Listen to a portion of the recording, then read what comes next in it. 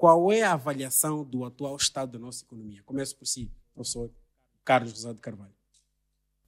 Pois, enfim, eu acho que estamos no meio de uma crise cambial, não é? É o que todos nós sentimos. Agora, essa crise cambial é o resultado de outros problemas que a economia tem. Exatamente. De resto, eu acho que é importante e esta crise cambial e aquilo que as pessoas sentem tem muito a ver com a nossa o microfone, tem muito a ver com a nossa mentalidade, que é uma mentalidade importadora.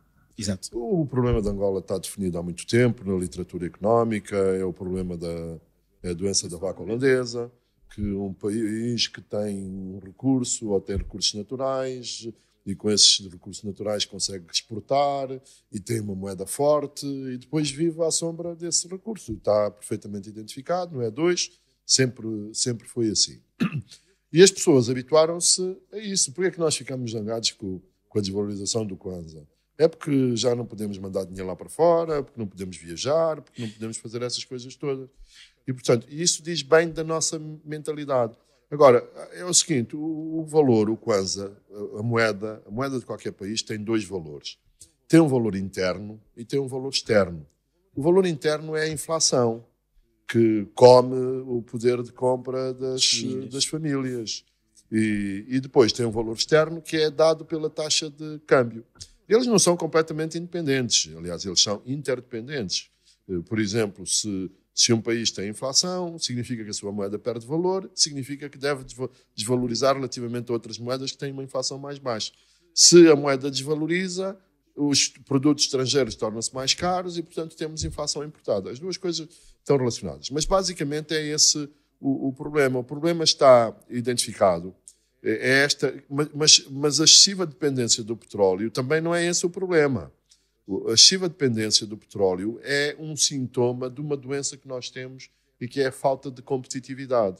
O país não consegue produzir bens e serviços com um preço e com uma qualidade que sejam competitivas internacionalmente.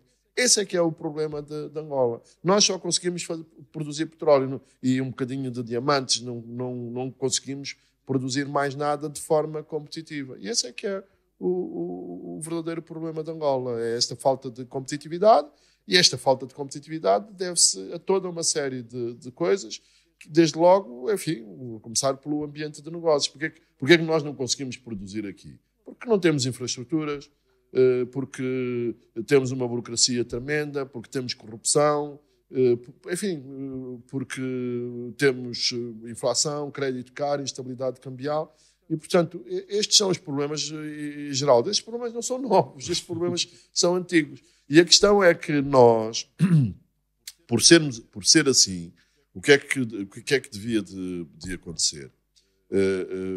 O problema de nós sermos dependentes do petróleo implicava uma gestão dos recursos completamente diferente daquela que a gente faz. E como é que devia de ser essa gestão? Era fazer como a formiga e não como a cigarra, que é em tempos em que o petróleo está bom, nós devíamos fazer reservas para fazer aquilo que os economistas chamam alisar o ciclo. O ciclo existe, o ciclo económico existe, vai continuar a existir, como nós temos ciclos na nossa vida. Alisar o ciclo é o quê? Quando o petróleo está caro, nós fazemos reservas, e quando o petróleo está baixo, nós conseguimos, com as nossas poupanças, evitar grandes solavancos na nossa economia. E mesmo que a gente não faça reservas, porque durante algum tempo houve esta narrativa por parte do governo, sobretudo no primeiro acordo com o Fundo Monetário Internacional, que o fundo dizia para fazermos reservas e o governo dizia não, é melhor, se nós gastarmos esse dinheiro em bom investimento, é melhor. E sem dúvida nenhuma, se nós não fizermos reservas, mas gastarmos bem o dinheiro, significa que nós vamos melhorar a situação económica. Mas isso nunca foi feito. E, portanto, as mesmas pessoas, com as mesmas políticas, isto dificilmente dá resultados. Não é dificilmente, não dá resultados diferentes. E, portanto, tivemos aqui uma espécie de uma expectativa em 2017, com as mudanças que se realizaram, sobretudo ao nível do MPLA e da presidência do MPLA, mas as coisas hoje, passados 6 anos, estão rigorosamente na mesma ou piores. Okay.